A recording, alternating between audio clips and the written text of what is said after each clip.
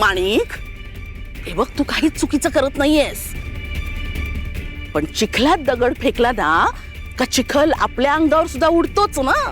मग कशाला स्वतःच्या अंगावर चिखल ओढून घेतेस? नाही सोडा मला, मी आज हिचा जीव घेणार आहे, सोडा. अगं माणिका, काय पुढेपणा चाललाय तुझा? हा, अगं तू आमच्या घरची होणारी सून आहेस ना, दिगूची बायको. मग हे काय करतेस? अगं तुला शोभत नाहीये. पण ही आहे ना मध्ये, ही दरवेळी माझ्या सुखाच्या आडे येते आणि ही चेटकीन मरत पण नाही. सोडा. अगं माणिक, काय करतेस सोय?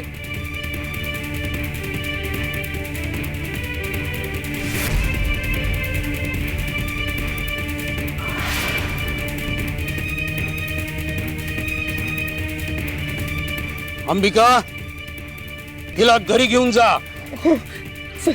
जा घरी घेऊन जा लिया.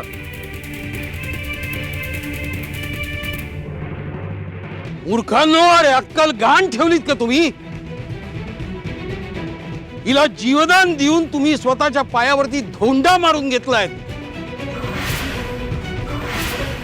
हिला जिवंत सोडू नका, मारा हिला.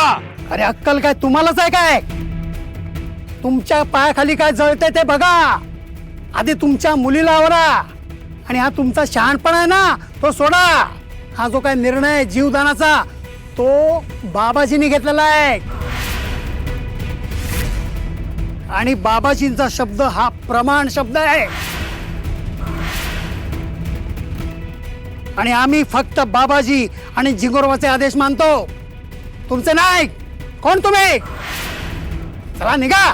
काय रे, बरोबर ना? तुम्ही मध्ये पडू नका. हा